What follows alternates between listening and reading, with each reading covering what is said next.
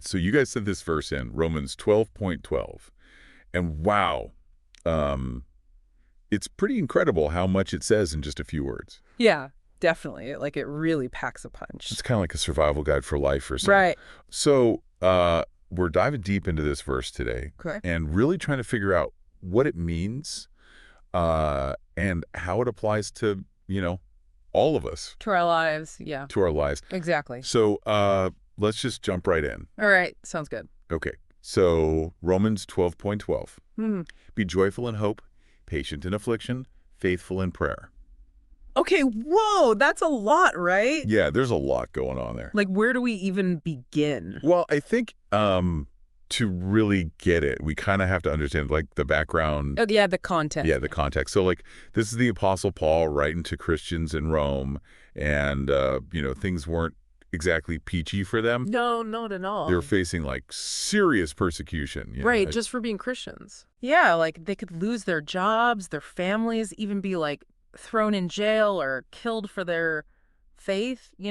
Wow, yeah, that's intense. So when Paul tells them to be joyful, you got to wonder, like, how is that even possible? Yeah, like how can you be joyful when your world is literally falling apart? Well, that's where the hope part comes in. Okay. It's not like pretending everything is okay, just kind of smiling through the pain. Right, it's got to be deeper than that. Exactly. It's about a different kind of joy, a joy that comes from something bigger than our circumstances. Okay, so what is that? What's that something bigger? Well, for those early Christians, it was hope in God's promises. Right. Like they believed that even though things were really tough here and now, God had something better in store for them in the future. Like heaven. Yeah, heaven. And also, the idea that God was working things out for their good, even in the midst of their suffering. Okay, so that's where the hope comes from. The belief that God is in control and has a plan, even when we can't see it. I mean, that's got to be pretty comforting when you're facing something really difficult. Yeah, I think so. Okay, so we've talked about joyful and hope. Right. Now let's get to the next part. Patient in affliction. Okay. Ugh. Patience is not my strong suit, I hear you. especially when things are tough.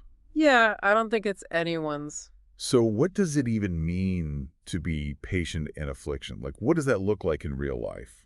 Okay, well, first of all, we got to understand that affliction here isn't talking about, like, minor annoyances, Right. like stubbing your toe or spilling your coffee. This is serious stuff, like real suffering. Yeah, like what the early Christians were going through. Exactly, like persecution, imprisonment, even death. Right. And for us Right. today, it could be things like, a serious illness, losing a loved one, financial problems, or even just like feeling really lost and alone. Yeah, any kind of situation that really tests us, pushes us to our limits. Yeah, I think we've all been there in one way or another. So how do we stay patient when we're going through something like that? Well, I think it starts with remembering that God is with us in our suffering. Right. He doesn't abandon us when things get tough, even though it might feel like it sometimes. And that's where that hope we were talking about comes in again, right? Exactly. Knowing that God has a plan, even when we can't see it, Right. that gives us strength to keep going. And patience isn't just about, like, gritting our teeth and enduring it, Right. It's got to be more than that. It's about, like, actively trusting God even when it's hard. Okay, so it's like surrendering to God's will Yeah, kind of. and trusting that He's going to work things out for our good, Exactly. even though we might not understand how or why. And that can be tough, especially when we're hurting. For sure. But that's where the last part of the verse comes in. Faithful in prayer. Right. Because prayer is how we stay connected to God, how we draw strength from Him, especially when we're feeling weak and vulnerable. Yeah. Prayer is so important. And, sometimes prayer can feel really hard. Oh, yeah, totally. Like when you're going through something really difficult and you feel like God isn't listening. Or like you don't even know what to pray for. Right, exactly. You just feel lost and empty. But even then, even when we don't feel like praying, we should keep doing it. Okay, why? Because even when we don't see the answers we're hoping for, prayer is still doing something in us. Okay, what's it doing? Well, for one thing, it's reminding us that we're not alone. Because God is there with us, Exactly. even when we don't feel His presence. And it's also a way of surrendering our worries and fears to God. letting go of the things we can't control. Right. Yeah, that makes sense. And even if our circumstances don't change, prayer can change us. Okay, how so?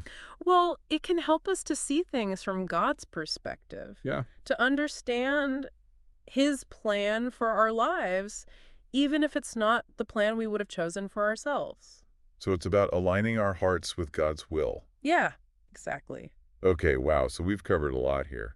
We talked about joyful in hope, patient in affliction, and faithful in prayer. And all of those things are so interconnected, you know? Yeah, they all work together. They're like different sides of the same coin. So to sum it all up, Romans 12.12 is basically telling us how to live a life of faith, even when things are tough. Right. It's like a roadmap for navigating the challenges of life. And it reminds us that even in the midst of suffering, there is hope, there is joy, and there is strength to be found in God. And that's something we can all hold on to, no matter what we're going through. So as you go about your week, think about these things, ponder them, and see how they can help you to face your own challenges with hope and resilience. And maybe even a little bit of joy.